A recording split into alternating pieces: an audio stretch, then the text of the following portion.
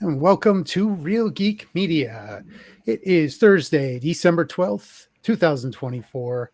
I am Hayden Stoll, joined by Christopher Michael Blake, and our very special guests this week, Black Ad Films. We have Ronald Black and Chris Avellino. How you guys doing? We're going to What's going talk. on, guys? We're going to talk this week exclusively with Black Ad Films, and we're going to find out what they're all about, what's going on, what we can expect. And gentlemen, what's new? Yeah, Ron. You want me to start? I got commotion going on behind me. I have two cats, and these cats will jump on the screen behind me, and one was on my shoulder. You got my daughter coming in here, jumping all over me to say hi to people. Yeah, I've got 4 cats in my house, so I know the feeling. I never want see more? one, but You want more? I have more locked in outside. with one. literally I just put this on live. My wife opened the front door and there's a cat walking down the sidewalk. She's like, "Oh, there's a cat." She's trying to call it in the house. I'm like, "No, we don't need any more." But as far as us, we're still working on Swine and Dine. We still have some shots to do. We just wrapped some shooting tonight with one of the talent that we have. You can say her name. Lauren Elania. She's playing the character of Alex in our film. She Sorry. was great. Smoke show? I'm sorry. You say that word aloud. I mean, it's okay. I can say it, right? Yeah. I've seen her at the Jersey Horror Con and stuff. Yes. And I never say hello to her. She's a very beautiful young woman. Yeah. Yeah. She's a doll. She is a doll. Yeah. I was. I'm a huge fan. She was very fun, very funny. She was very lighthearted and bubbly and all that. It was a pleasure having her. The best part about, in my opinion, Lauren Elania, I believe she has 50,000 Instagram followers. Yeah. And if you can even have her promote your stuff on her Instagram feed, if you get a fraction of that back on YouTube or through financing or something, that's a huge number. Absolutely. Yeah, that's she when she left, that's what she said. She's like, she's going to start promoting Swine and Dine big time. Awesome. Swine and Dine big time. So let's talk a little bit about Black Ad Films. Like, let's talk about the story behind their founding and how you guys linked up and what inspired the creation of this company. You want me to go? All right. We've only been in existence since March of this year. Me and Chris been working together for over like 10 years. Like, we've known each other for about 12 years. We work on the same site, and we just kind of hang out together all the time. We go to the monster cons, all the conventions, and that's where we really started to like get our feet on the ground with the horror industry. And like I said, then one thing led to another. I started producing movies and doing the Indiegogo thing, and next thing you know, I'm in this and in that and helping with this and helping with that. And I told Chris, I'm like, we want to do this. It's easy. Let's do it. And he's like, sure, whatever. Let's give it a shot. Like I said, it was like this. I've only been in this industry for like a year, if that. So, and then me and Chris started talking, and we came up with ideas, and I started writing scripts, and he started looking at them. We started going back and forth, and we are where we are. So let me ask you. You said you've been in the movie industry for a year. What movies have you been in, or what productions have you done, or what have you produced? I've been in and executive produced Boy from Below, which is coming out next year. Deadly Endings is coming out next year. Grind, which is coming out next year. I was in all 3 of those and produced all 3 of those. I helped PA 2 of them. I'm pretty good with all the writers and the directors for those movies. I'm like real tight with all of them, and I just every set I go to, I pick up a little bit more, and that's how we started getting better and better. What we do is because I ask questions and I watch and I learn. It's like school for me. It's like school, and like I said, there's also Camera X, which we've been working on, a few other movies popping here and there. But yeah, it's just like any opportunity I get to go on set, I'm there, helping out, asking questions, whatever. The Crow, Days of Sodom movie, that's coming out next year. So I'm going to have a busy year next year with just movies coming out. Chris? Yeah, I think the big factor that developed Black Ad Films, Ron had back the movie. I don't remember the movie it was, but one of the perks was you can create a movie poster for the movie. And he came in my office. He was like, Boy from Below.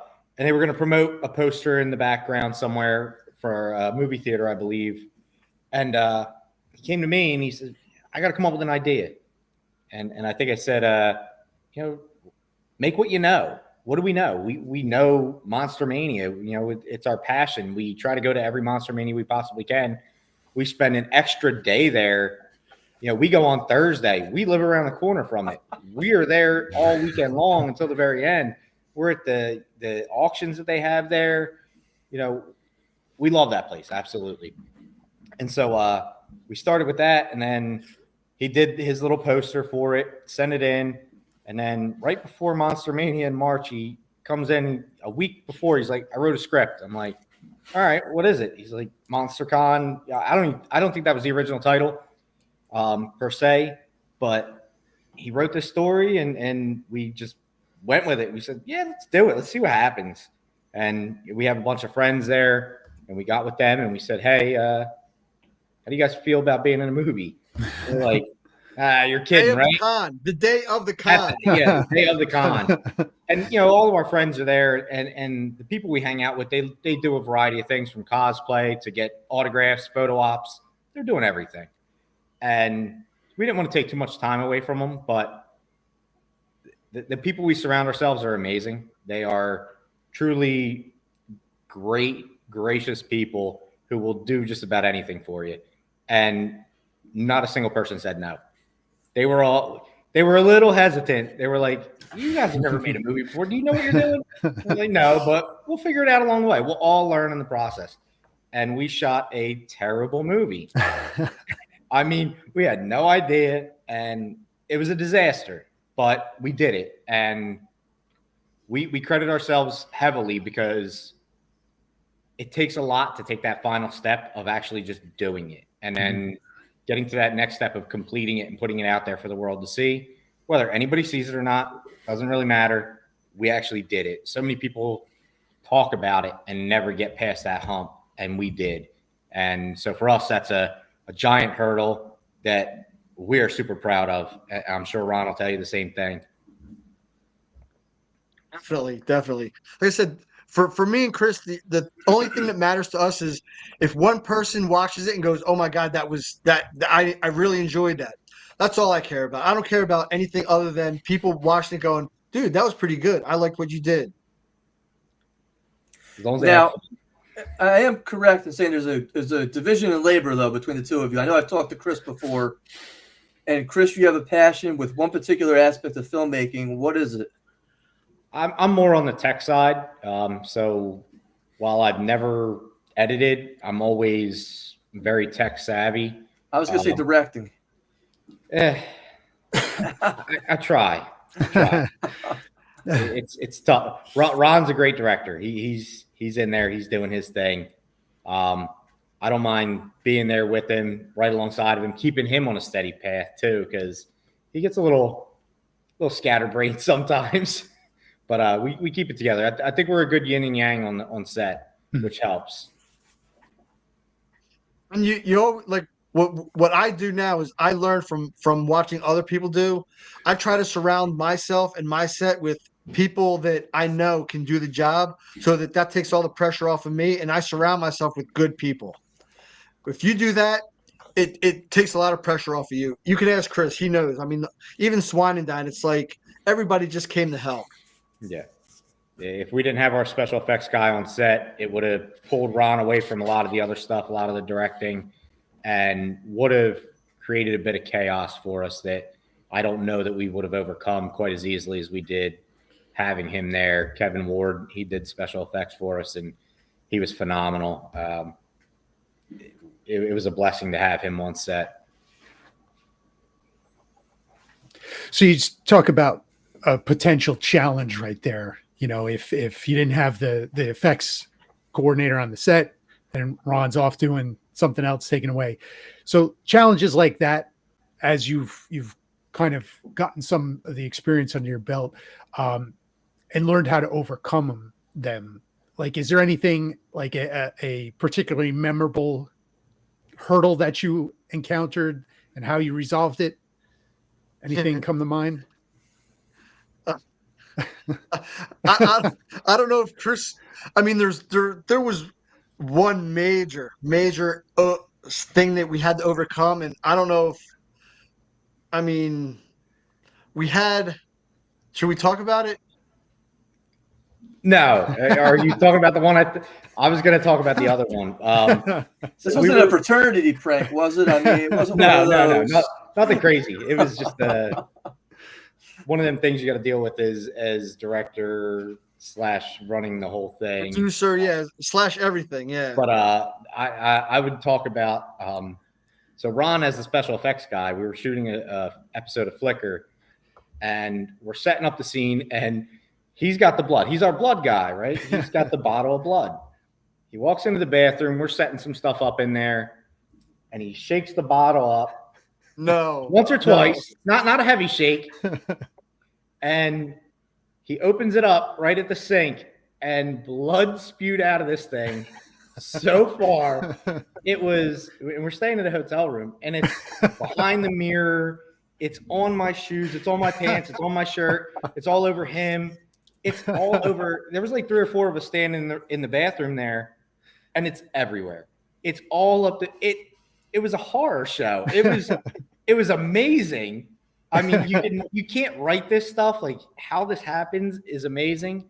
But that's one of them things where, like, you know, if we had a special effects guy there, he was supposed to handle that. We probably could have gotten along to our shoot a little bit quicker instead of being a little delayed like we were.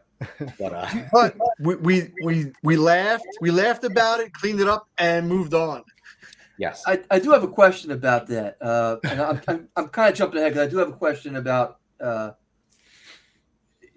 you guys interact and everything like that. But since we're talking about Flicker and we're talking about the hotel, for those of you in the audience who have not seen their 3-part episode so far, very gory. So if you're a horror, very short too, so not a lot of time investment. I love how the lights blink out, and then all of a sudden, I'm gonna give it away. I hate to do it. The killer with the face. I love the blood. I got to say this before we go to I love the blood. I think it looks great. But that's my question: is are you Thank ever worried about somebody bringing a black light on their forensic team, saying, "Look at all this blood in the hallway and in the bathroom," or this is going to be a murder scene that people are like, "Oh no, it's just those guys from Black Death films." I typically carry a black light with me, and nobody's worried about the blood we're putting in the room. I promise you. It's pretty horrendous when you go into a room. I don't want to know. Are not forgiving for anybody. Ignorance is bliss. Yes. Yeah, I don't want to know. I usually do it at the end of my trip after I've already done my part at the hotel. Now I'll turn the black light on. That might be scarier than anything I've seen. Oof. Yeah, it's pretty gruesome when you walk in there. But we do a very good job cleaning up. That's one thing we make sure we do is do our best to clean up and make, honestly, a lot of times it's cleaner when we're done than when we started, So we do a very thorough job because we don't want to get kicked out of a hotel. That's the goal. We need those hotels to make more movies. Yes. Yeah. Yes. I want my deposit back. Right. Go ahead, Hayden. No, I was just going to say, if we're talking about that scene, just real quick, I love that kill in the shower with the shower faucet. I thought that was great. I love that. I love that. Thank you. Because it's creative. I was like, I can't remember ever seeing a scene like this. That's why I did it. Never. Where somebody's getting stabbed, and it's the poor plumbing guy. When the guy in the room was a jerk. Yeah. Master plumber, man. What the fuck? He was trying to go to a party. He just, He was late. I did like how he was a jerk, though. I thought that was great. Yeah. Yeah, we No, like it's, to it's come up okay with to creative kill ways. Dallas like that. It's okay to kill Dallas like that all you want. It's all right. Dallas is good people. We like having them around. Yeah. He's an up and comer. We're glad to have him be a part of the circle that we deal with around here, and he's such a nice guy. It's a shame to kill him. He got a memorable But it's one, not. though. Yeah. But it's Yeah. not. I was gonna say that's not the story Ron told me. Ron said he very much enjoyed that. It was like, yeah, you got Yeah. the- A little bit. That was the highlight of my day. that I believe. So, look, We I got- just, it's the people we surround ourselves with. I mean, we've had people from MonsterCon Massacre, which Ilson 4K and his mom have been such, like, I mean, without them, we would be we wouldn't be where we are now without them. And I just want to let them know, for all that they do for us, that we really appreciate what they do. I mean, the list of people that we could thank is for as we've only been in this game for a little bit of time, but the people that we surround ourselves with, we wouldn't be anywhere without them. Yeah. Every single one of them. So I wanted to ask you guys, is there ever a time when you guys disagree on something on set? And if so, how do you guys kind of work through it? Oh, dude, let me tell you something. Chris, you have no idea. We were having a meeting in the trailer on Sunday when we were the last day of shooting Swine and Dine, and these guys are ripping my script to shreds. Like, oh, let's get rid of this. Let's get rid of this. Let's get rid of this. I'm like, you know what? Buck it. Go ahead. Do whatever you want. I don't give a shit anymore. Chris is like, dude, we have to. I'm like, whatever. And then I ran outside and started screaming at everybody. Everybody come running up. They're like, "Oh, what's happening? Is this real drama?" He's faking it. I was just messing around. Yeah. For the most part, we we're both pretty we're on the same page for most of the stuff, and we do a lot. I mean, I was telling a buddy of mine today that I spend more time with Ron than I do with my own wife. I spend 8 hours at work with him, and then another 4 or 5 hours at a shoot today, and then a shoot last week and a convention last weekend, and it's just we spend a lot of time together. So before we go into a shoot, we really discuss as many aspects as possible, all the what ifs, and we try to take care of that behind closed doors so that we don't have to have that heavy discussion with the stress of everything else around us and all the people around us beforehand. It really helps to figure out where we're going to go with it, and if there's a hurdle, how we're going to handle that when it pops up.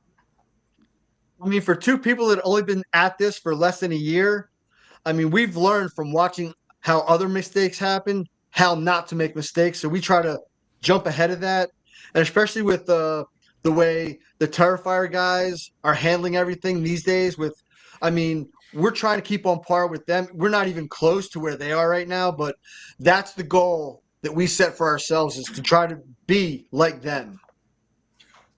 One of the things that me and Hayden kind of talk about is that the future of film seems to be, for movie companies, lower budget movies, but quality scripts, quality actors. Yep.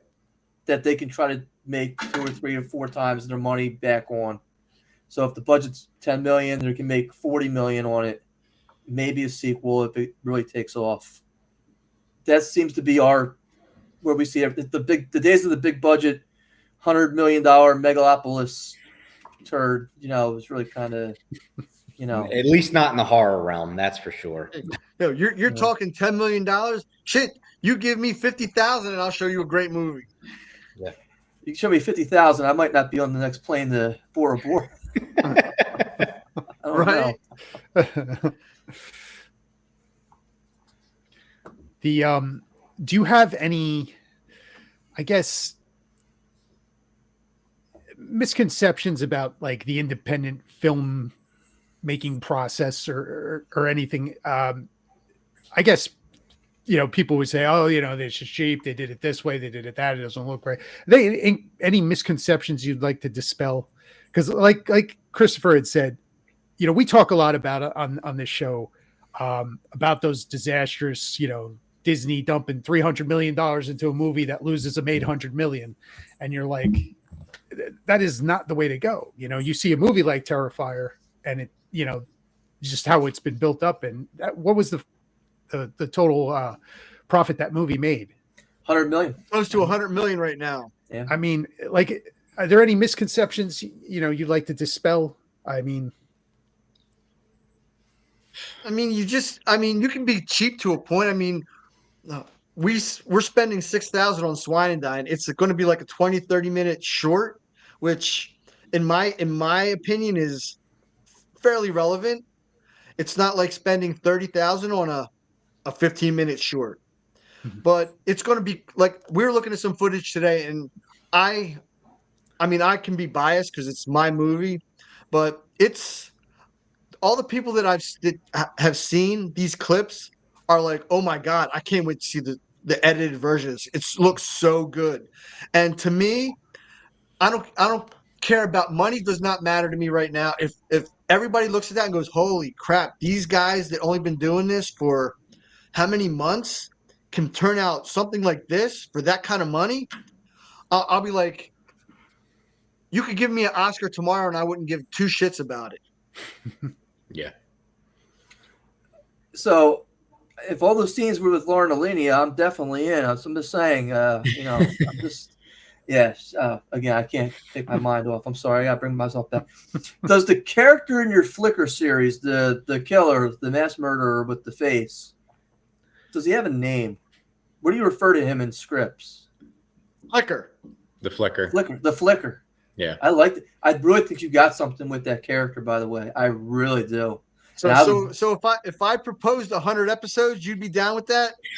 No, I would not propose 100 episodes. What I would tell you is I think you're making a mistake not making that a bigger production type movie. Yeah.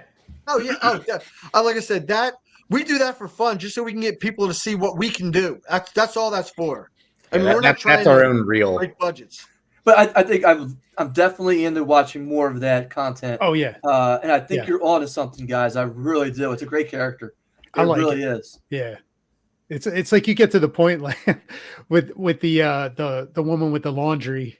The intestines coming out. Yeah. That was like, I loved it. I loved it. I was like, yes. I was like, is this great. thing gonna stop coming out? It's like, it really look that big. I mean, But- But the way you did it, and you got the low angle, and it's like, Oh yeah. yes. Yeah. No, it's great. That's low budget filmmaking at its finest for sure. We've never made intestines before. We winged it, and they were giant intestines. And I wanted to do the angle from underneath, and we made it work as cheaply as possible. And we literally used the 8x10 sleeve for pictures to block the camera from getting blood on it. And you can hear it like hit the plastic, and the plastic wasn't clear. It was a crappy old one. So like it definitely had like a grainy image feel to it, but it was definitely fun to make and fun to watch and fun to edit. I mean, I even showed the Levies that video, and Jason, he loved it. He was cracking. He's like, oh my God, the intestines are like awesome. You can't do better than big giant intestines for a little lady. She was constipated. What can we say? That's why she was so mad. Now, I'm going to promote you guys a little bit before we start talking about Swine and Dine. You guys have merchandise out now. Is that correct? We Can do. you just go ahead and tell us where we can find that merchandise? If you guys have a website somewhere that your fans can, after watching the Flickr series, go to buy your merchandise or support you, or Yeah, it's on redbubble.com, Black Ad Films collection. You can find us on there. Link in my bio on my Instagram. I'm working on getting the links on our website as well. I've shared it on Facebook. I mean, and then if anybody has any ideas for other stuff they want to see on t-shirts, we're always down to design new stuff. And everything Swine and Dine can be found on the Indiegogo page. We have sweatshirts and T-shirts and Yeah, we got some perks on there. posters. Good. And we had a great artist that did the artwork for Swine and Dine. He was very reasonable, and he was just as excited. We'd met him at one of I think it was New Jersey Horror Con, and I reached out to him. I said, "Hey, I really like your work. Do you mind doing a poster for a movie, just based off a script, nothing else? I had nothing else. We didn't even cast yet." And he's like, "Yeah, I can do it." And he had it back to us very quickly, and we asked for a couple changes here and there, and he did that. He did a first rough draft, which was just a face, and that was it. And we're like, "Nah, we don't like that. Let's do something different. We want the fire and the pan in it." And he did that, no problem. Very quick turnaround on that. And I managed to see him at, was it Monster Mania Oaks, I think? Yeah, Oaks. I had the posters printed out at that point. So I went over and because I'd never personally met him in person at all. So I walked up to him and I said, "Hey, you probably don't know me, but I'm Chris Avellino. You did this poster." And he's like, "Oh my God, that's amazing. I can't believe you got that." I said, "It's for you. Here, have it." He's like, "Are you serious? I've never done a movie poster before. This is awesome." So it was great working with him. He's a very tall, outgoing, outspoken guy. He does great artwork, and he's very interested in playing in one of our movies as well. So we could definitely kill him soon in a flicker. It'd be cool to see somebody shorter killing somebody taller like that. That'd be fun. I think he's like 6'5" or something. So that would be fun to kill him. We're always, every time we meet somebody, we're like, how can we kill that person? How can we kill them a little different than last time? Hayden's volunteering We got now. people I'm from all letting over you the know. Midwest asking, "Yo, we want to be in the Flickr episode. We want to die in a Flickr episode."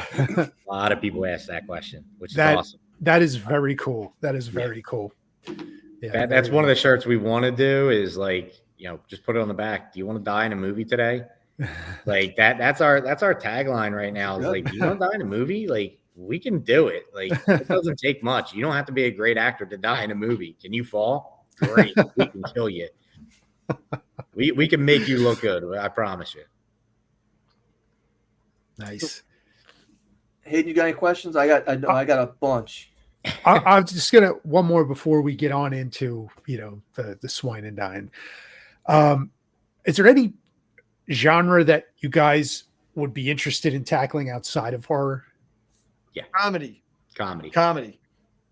Interesting. We love comedy. It's harder to write, and you need if everything's got to be dead on, accurate.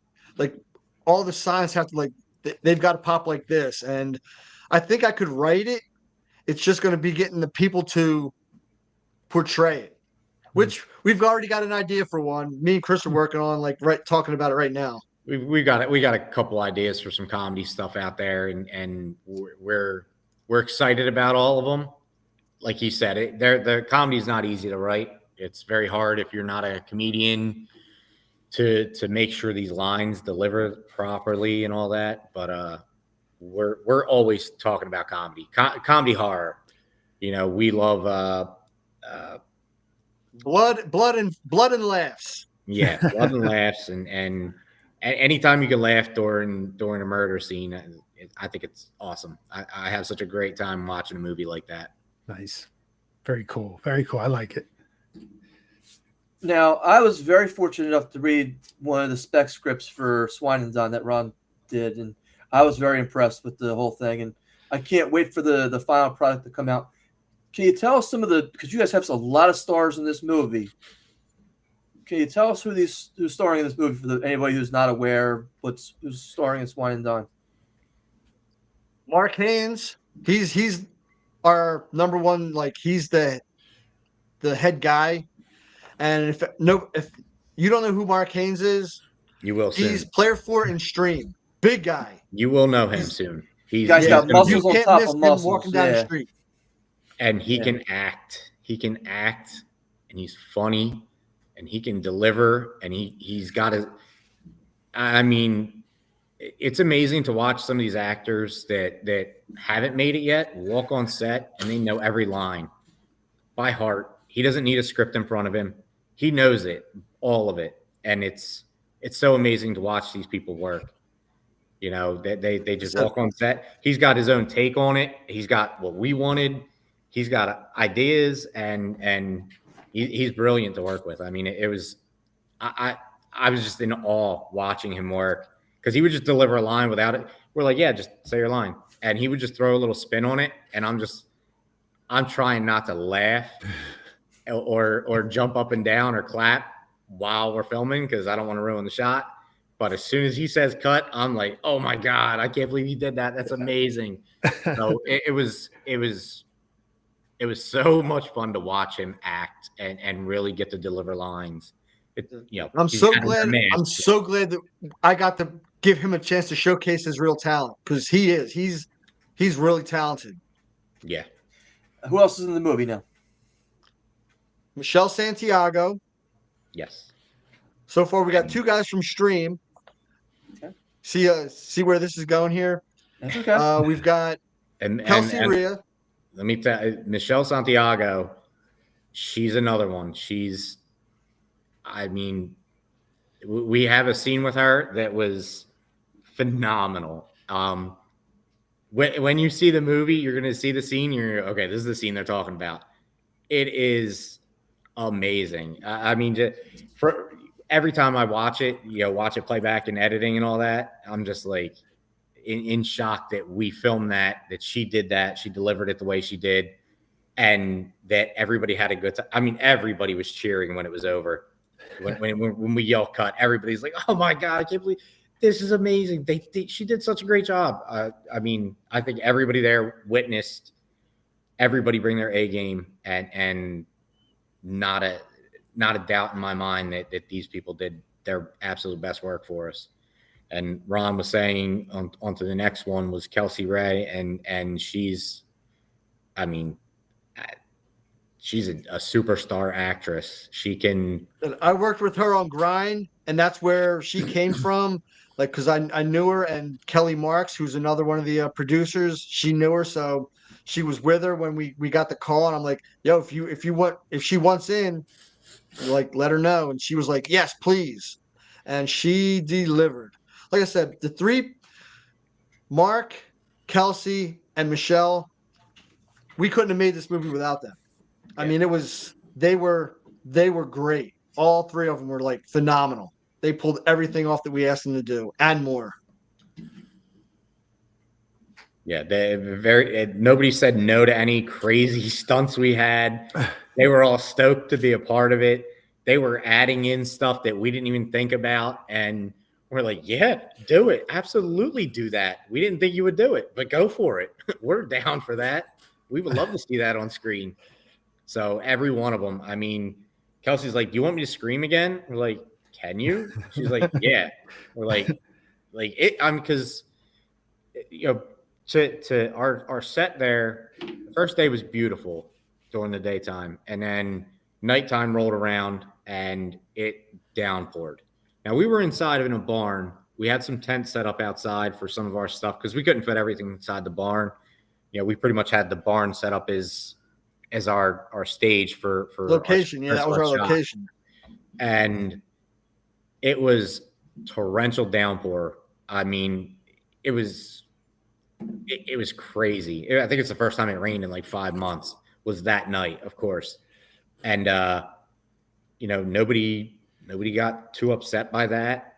And then the second day was rigid cold. I mean, brutally cold.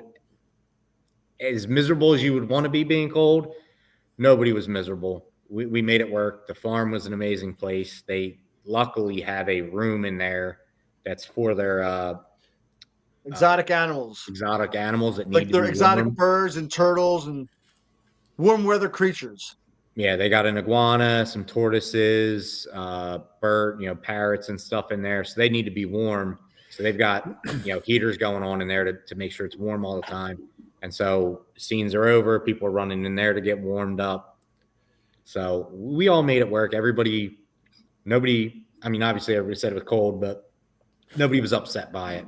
We all made it work, and I think everybody had a good time with that, which is good. But they all delivered, absolutely. I mean, we're going to be releasing some BTS videos and stuff, and you could see Mark Haynes the whole one day had a blanket on the entire. Like when we weren't shooting, he was covered in a blanket, and as soon as we said ready, the blanket came off, and even Michelle and Kelsey were all wearing heavy coats and everything. As soon as we said ready to go, they all came off, and it was in the mid to low 30s inside the barn. So. Yeah, there's no heat in the barn besides that one room. So even though it's all closed off, it was still pretty cold in there. But we all managed, and we had. I think everybody had a great time. I know me and Ron did. We were both, we were riding the high for at least the next couple hours afterwards, if not a couple days.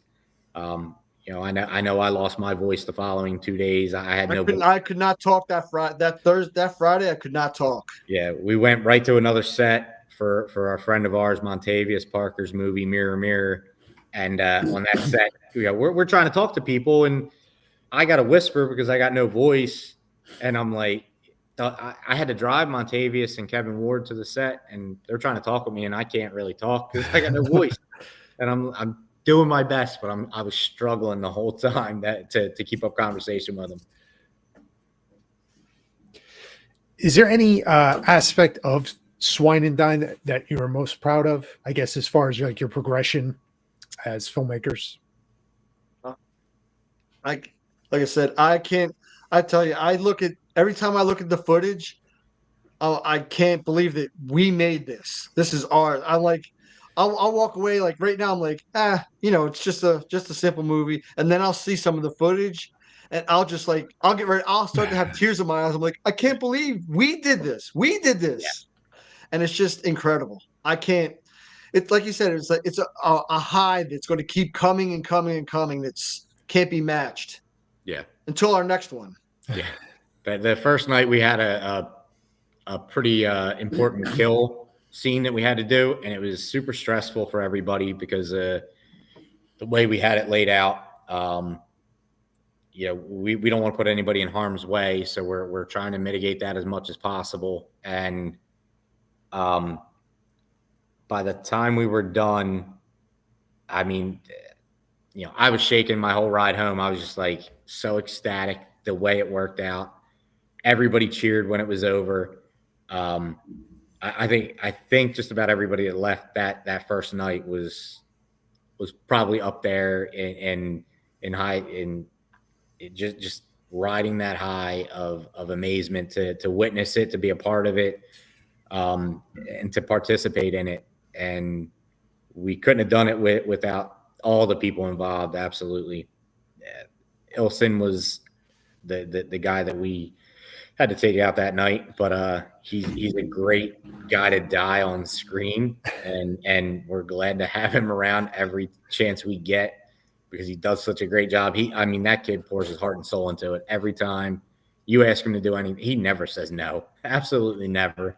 And it's amazing his mom may question everything. His mom was a little cautious about it, but we mitigated those concerns as quickly as possible to make sure that it was going to be safe as possible for him, and it worked out. And the shot was amazing, and we can't wait for everybody to see it. So, talking about you can't wait for everybody to see it. Do you guys have a conservative release time frame coming up as to when this will be released, and where can your fans view this when it is released? All right. As far as when it's released, Chris is going to field those questions because he's the one that's going to be editing everything. As far as when people can watch it, once it's all edited and sound, and we got sound and everything going through, we are going to release it on YouTube for 24 hours because that's what we're allowed to do that. Before we put it into the festival circuits. Okay. Once we start getting into festivals, me and Chris may print up some DVDs, and we'll probably have some DVDs and Blu-rays to release at conventions that we attend and perhaps on our Indiegogo or even on a website for people to purchase them. But there's some strict guidelines with some of the festivals that you really aren't supposed to have your movie out there for public consumption while you're on the festival circuit. So we don't want to get in any trouble with that, and we really hope to spread out across the country, if not the globe, with this through some festivals. Good for you. But we are going to try to have a premiere, a couple of premieres in the area. I'm already looking at Smodcastle for one. There's a little theater in Lancaster where they did Stream. I'm looking at that, and maybe one or two in the Philadelphia, Delaware area. That's cool. Very cool. That way, people local that helped make this movie can actually go see it. As far as the editing side of it, sadly, this is the busy time of the year for a person with 2 kids and whole family and all that. So I don't have as much free time right now to be editing as much as I would like to be.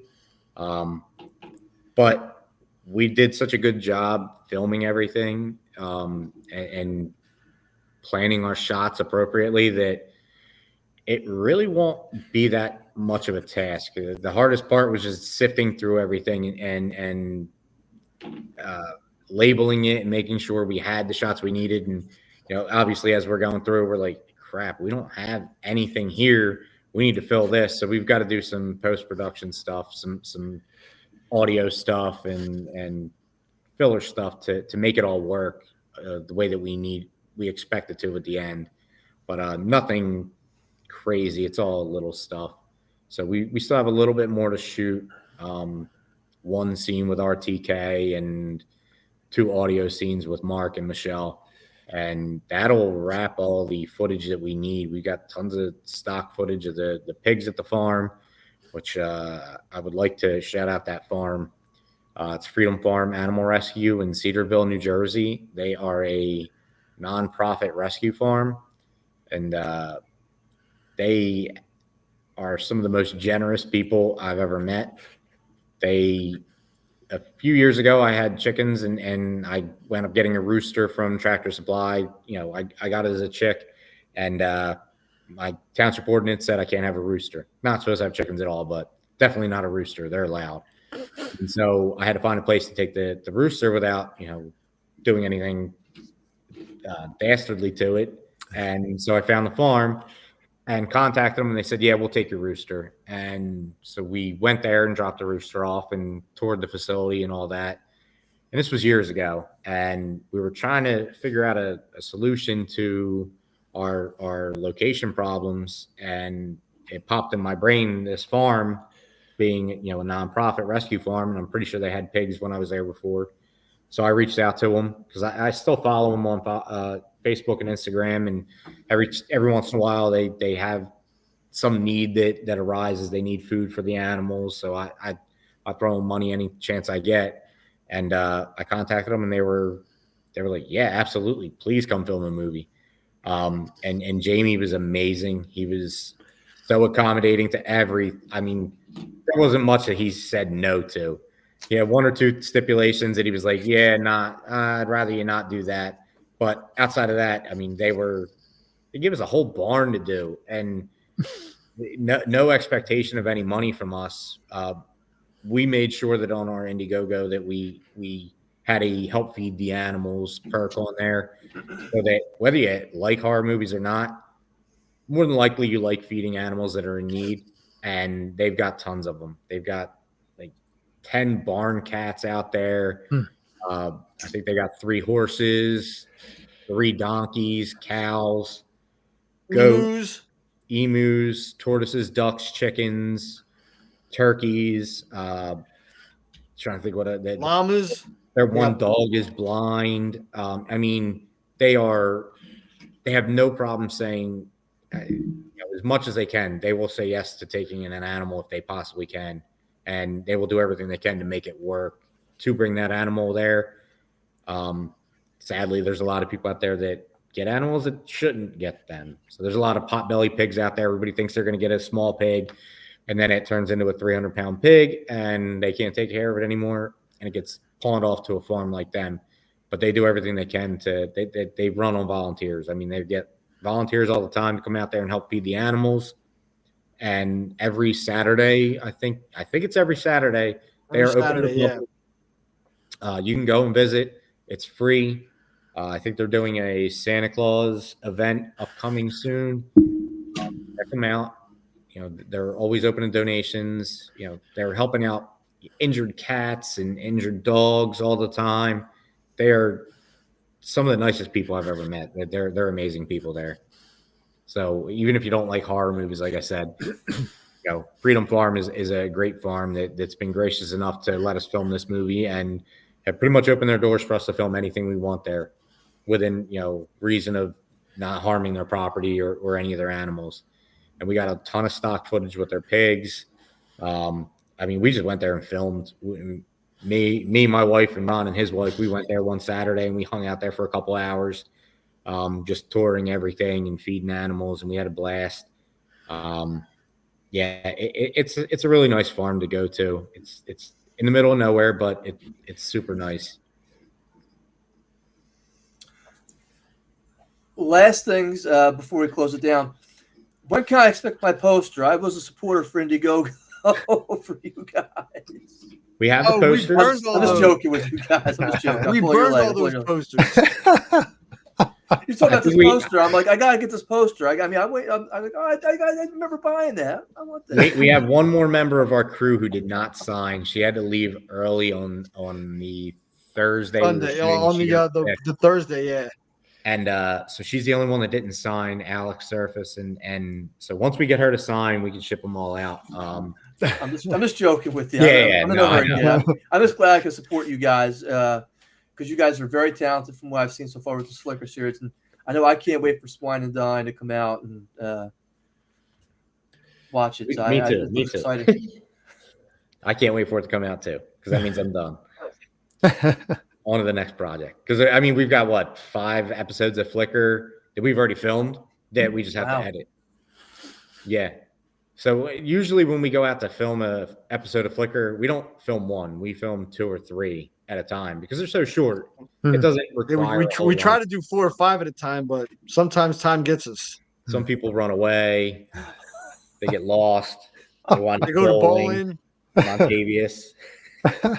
We were supposed to film at Montavious, and he was just having a good time. And so he went up bowling with Michelle somewhere. And, but, you know, it's part of the game. He flew out here from Colorado, so he wanted to have a good time. You got killed with a bowling ball. Yeah. That hey, that's a good one. There you go. That's the writer in me. It's like is there one message you want to give to your fans and supporters before we wrap? Oh, wow. Right. We are only in this to have fun and make sure everybody that comes and works with us has fun and just put out good, fun content. I mean, I just want people to enjoy what we do. That's all I want. At this point in time, that's all I care about. Me and Ron are both huge fans of Kevin Smith, and he says it very well. Just go out and do it. Don't hesitate. Don't let anybody tell you no. Don't let anybody tell you can't do it. Do it. Just do it. Once you've done it, you've done it. You've gotten past that part of it, and you can move on from there. Whether you did a great job, bad job, doesn't matter. You learn from it. You got something out of it. Whether it's good or bad, it doesn't matter. Just go out there and do it. Don't let anybody stop you. And that's what I would tell everybody. Don't let anybody stop you. A big part of this is I hope that, you know I take a lot of time away from my family doing this stuff, but I really hope that in the future my kids realize that like this was a bit of a dream for me, and I'm hoping they take that same idea and run with it one day in their lives and chase their dreams a little bit, and don't let anybody tell you no about it. Do what makes you happy. Life rules. That life rules. Is there anything you guys want to promote before we close out? Promote. So, for example, I heard a rumor that you guys may or may not be at the next New Jersey HorrorCon. we are going to be actually May 1st. No, not May 1st. February 1st, we're going to be at Sayreville for I Heart Horror. All right, Yep. cool. And then we're going to do the May New Jersey HorrorCon in Atlantic City. We'll have a table set up there as well. Hope to see you there, Chris. I will probably not be at the May one. But we will be at March. We just might not have a table. I'm trying to get Hayden to go on February 1st with us to I Heart Horror. I got some great interviews with a lot of paranormal experts and stuff at Cryptids and Paranormal.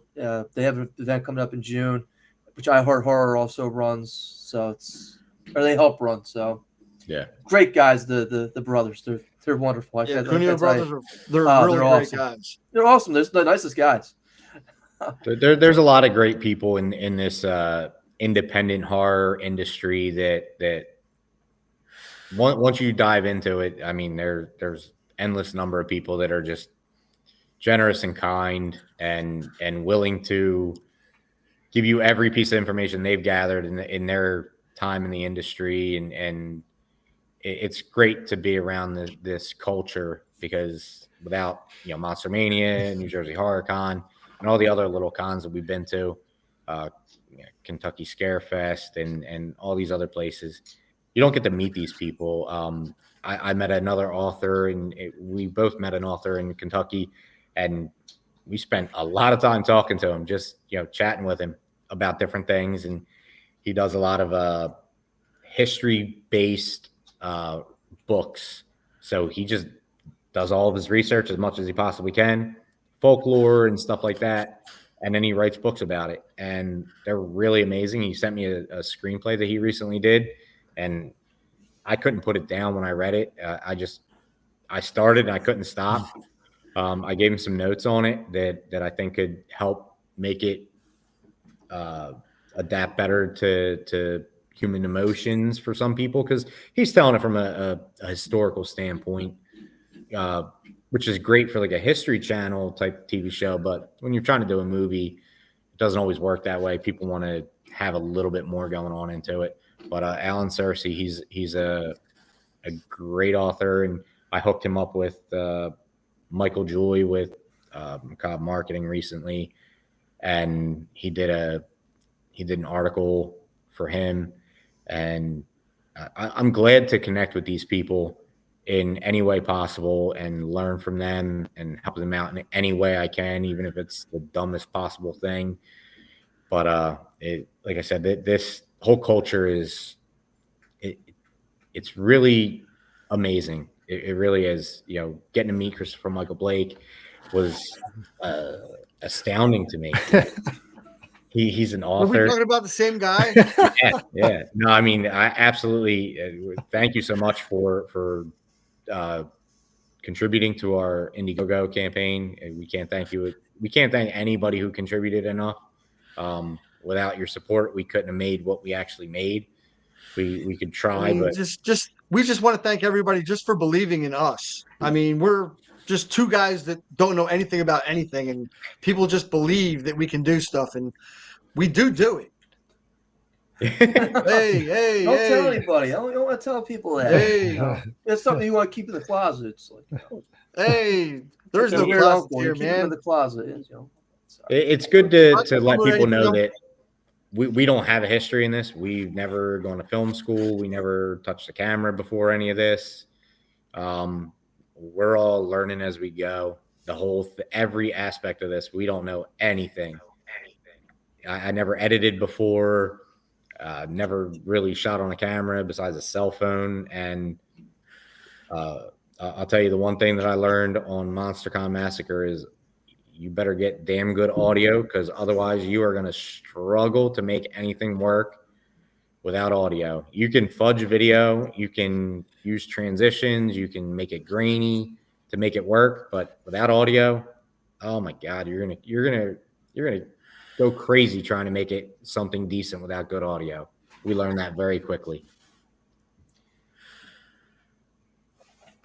If I'm going to promote one thing, it's going to be, if you haven't seen Stream, go out and see it. Yeah. Real good Real good horror slasher movie from Fuzz on the Lens. Yep. Real good. If you're into Terrifier, you definitely got to watch that.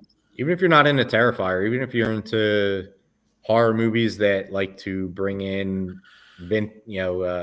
all the all-star casts of the last couple greats from horror genre, they're all there. I mean, the cast alone should get you interested in that movie. Yeah. Everybody in it was amazing, and we got to meet some of those people, and they're all kind, and most of these actors are willing to work. They don't have a problem working. Some of them just have a bigger price tag than others, but You weren't lucky enough to meet Tim Curry, were you? no, was gonna say, Unfortunately, I've met not. him in the past, but not since he's been in stream. yeah. Hayden, you want to take us out? I mean, Ronald Black, Chris Avellino, Black Ad Films, thank you both for joining us. It was a pleasure. I'm really excited to see Swine and Dine. I can't wait. I can't wait for more Flicker episodes, some more innovative kills, and a lot of blood. I can't wait. the bowling ball. Thanks for having us on, guys. Like this Yes, is thank our you. first actual podcast, and we really Yeah. appreciate it. I got a feeling you guys are gonna be doing a lot more because I'm telling so. you guys are heading in the right direction. Hope so. Thank you. No, hope you so. much. It's gonna happen for you guys. I'm telling you. Yeah. Just watching the Flicker series, you guys are hitting, and it's to the point. It's it's good. So thank you. We appreciate it. If you like what you saw here, please subscribe.